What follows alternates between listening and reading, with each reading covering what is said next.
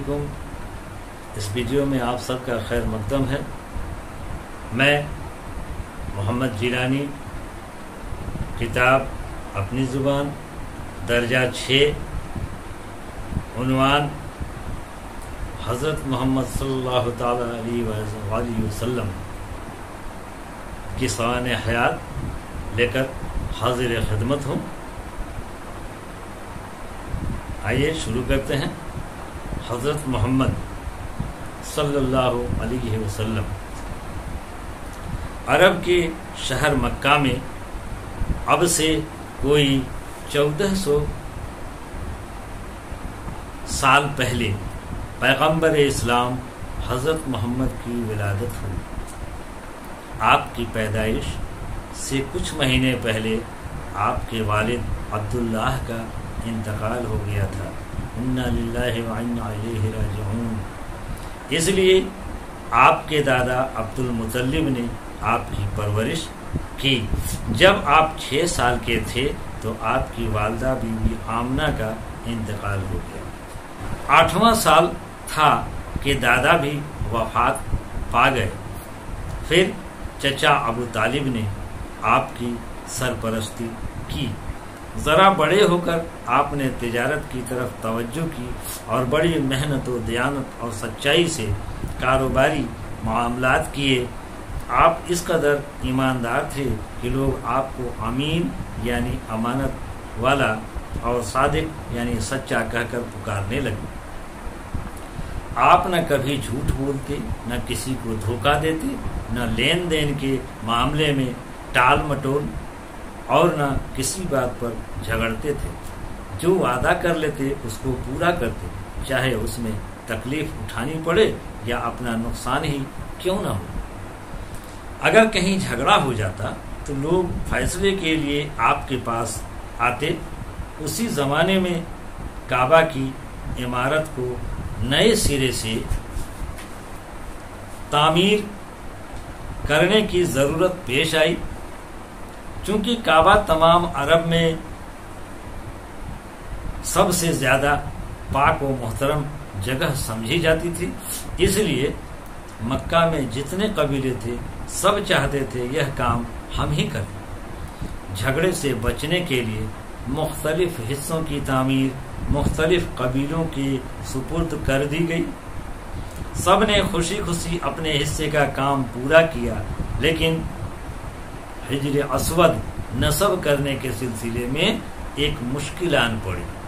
ہر قبیلہ چاہتا تھا کہ یہ عزت ہمارے حصے میں آئے اور عمارت میں حجر اسود کو ہمارے ہی آدمی اٹھا کر اس جگہ لگائیں. کئی روز تک جھگڑا ہوتا رہا. آخر طے پایا کہ کل جو شخص سب سے پہلے کعبے میں داخل ہو وہ اس کا فیصلہ کرے یا خود ہی حجر اسود کو اس کی جگہ پر نصب کر دے. جانتے ہو اگلے روز کعبے میں سب سے پہلے داخل ہونے والا کون تھا؟ یہ حضرت محمد صلی اللہ تعالی علیہ وسلم تھے. سب پکار اٹھے، لوگ وہ امین آ گئے. اب یہی اس جھگڑے کا فیصلہ کریں گے. اور پھر آپ کے فیصلے نے واقعی سب کو خوش کر دیا. آپ نے کہا ایک بڑی اور مضبوط چادر لاؤ. چادر لائی گئی تو آپ نے اپنے ہاتھ سے حجر اسود اٹھا کر چادر پر رکھا. پھر فرمایا ہر قبیلے کا سردار آگے بڑھیے اور اس چادر کا ایک ایک سرا اپنے ہاتھوں میں تھام لے. اس طرح وہ لوگ حجر اسود کو کعبے کی دیوار کے پاس لے گئے. پھر آپ صلی اللہ علیہ وسلم نے اپنے ہاتھوں سے اٹھا کر اسے صحیح جگہ پر رکھ دیا. اس طرح ایک بڑا جھگڑا ختم ہو گیا. سب خوش ہو گئے. مل جل کر کام کرنے کی برکت ہر ایک کی سمجھ میں آ گئی. کاروبار سے فرصت پا کر آپ صلی اللہ تعالی علیہ وسلم اکثر مکہ کے پاس پہاڑیوں پہ چلے جاتے اور وہاں غار حرا میں اکیلے چپ چاپ عبادت کرتے اور غور و فکر فرماتے. 40 سال کی عمر میں آپ نے انسانوں کو خدا کا پیغام سنایا اور انہیں برائیوں کو چھوڑنے اور اچھی باتوں کو ماننے کی دعوت دی. جس کتاب میں خدا کا یہ مکمل پیغام ہے، اسے قرآن کہتے ہیں۔ جس زمانے میں حضرت محمد صلی اللہ علیہ وسلم نے اپنے پیغمبر ہونے کا اعلان کیا، عرب کی حالت بہت خراب تھی۔ اکثر عربوں کی زندگی قتل اور لوٹ مار میں گزرتی تھی۔ پورا عرب قبیلوں میں بٹا ہوا تھا۔ ہر قبیلے بہت معمولی باتوں پر آپس میں لڑتے رہتے تھے۔ لڑائی دادا کے زمانے میں شروع ہوتی تھی تو پوتوں اور پوتیوں تک چلتی رہتی تھی۔ جب تک ایک قبیلہ ختم نہ ہو جاتا لڑائی چلتی رہتی تھی، صلح کا کوئی خانہ نہ تھا۔ حضرت محمد صلی اللہ علیہ وسلم نے سب مسلمانوں کو ایک دوسرے کا بھائی بنایا۔ ان کے اثرات اور تعلیمات سے قبیلوں کی دشمنیاں ختم ہو گئی۔ مساوات اور بھائی چارے کا سبق صرف عرب تک محدود نہ رہا، جہاں جہاں مسلمان گئے مساوات کا تحفہ ساتھ لے گئے۔ جن جگہوں پر سماج میں سخت قسم کی اونچ نیچ تھی وہاں بھی مساوات اور بھائی چارے کا چرچا ہونے لگا۔ حضرت صلی اللہ علیہ وسلم سے پہلے عرب میں عورتوں کی حالت بہت خراب تھی۔ بعض قبیلے تو بچیوں کو پیدا ہوتے ہی مار ڈالتے تھے۔ جن قبیلوں میں بچیاں قتل نہ کی جاتی ان میں بھی عورت کی حیثیت لونڈی سے بہتر نہ تھی۔ حضرت صلی اللہ علیہ وسلم نے کی تعلیمات اور اثر نے صرف یہ کہ قتل و ظلم کو ختم کیا، عورت کو سماج میں باوقار درجہ دیا۔ اب عورت ماں باپ کے ورثے میں حصہ پانے لگی۔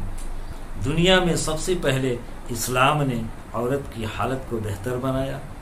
اور بھی طرح طرح کے غلط رسمیں عام تھیں۔ آپ نے لوگوں کو ان برائیوں سے روکا۔ آپ نے یہ تعلیم دی کہ خدا ایک ہے، وہی عبادت کے لائق ہے اور محمد صلی اللہ علیہ وسلم خدا کے رسول ہیں۔ اس آواز کا اٹھنا تھا کہ مخالفوں کا طوفان اٹھ کھڑا ہوا۔ مکہ کے سرداروں کو اپنی سرداری خطرے میں نظر آنے لگی۔ انہوں نے پہلے تو حضرت محمد صلی اللہ علیہ وسلم کا مذاق اڑایا، اعوذ باللہ من ذالک۔ پھر انہیں طرح طرح کے لالچ دیے۔ آپ نے فرمایا اگر یہ لوگ میرے دائیں ہاتھ میں سورج اور بائیں ہاتھ میں چاند رکھ تب بھی میں اللہ کے کام سے ہاتھ نہ اٹھاؤں گا، یا تو اس کام کو انجام دوں گا یا پھر اپنی جان قربان کروں گا۔ پھر مکہ والوں نے آپ کو طرح طرح کی دھمکیاں دی اور تکلیفیں پہنچائیں کہ یہ آواز دب جائے۔ ان کا ظلم بڑھتا ہی رہا۔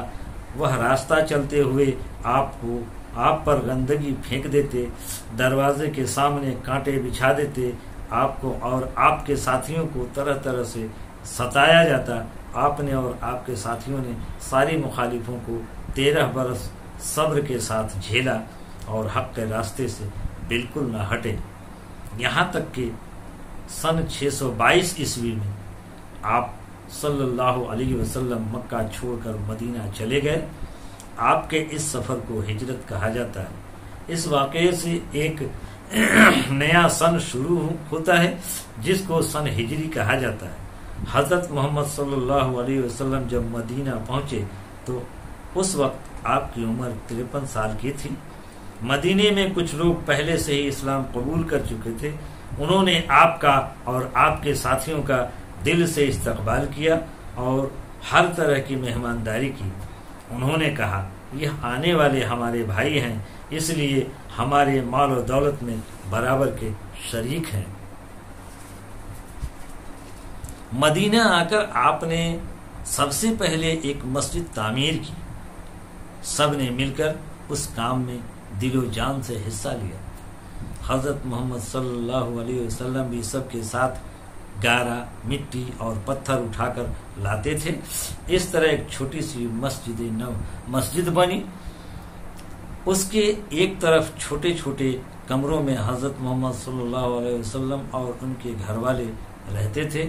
ان کے لیے کوئی محل تھا نہ دربار، وہی مسجد سب کچھ تھی۔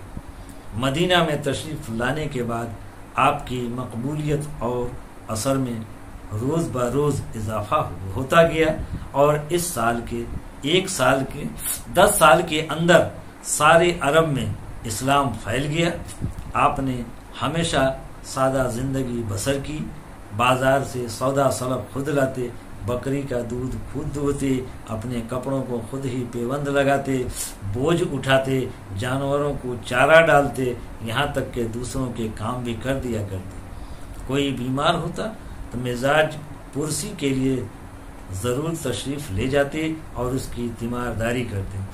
آپ بچوں سے بہت پیار کرتے تھے، ان کے سر پر شفقت سے ہاتھ پھیرتے، ان کے لیے دعا فرماتے۔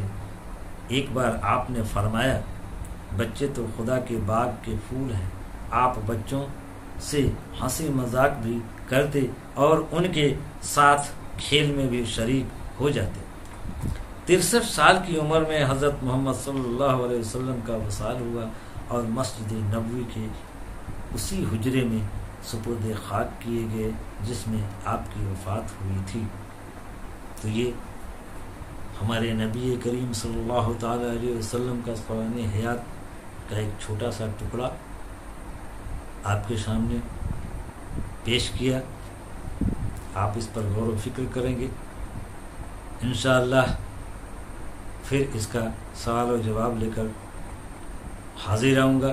تب تک کے لیے اللہ حافظ۔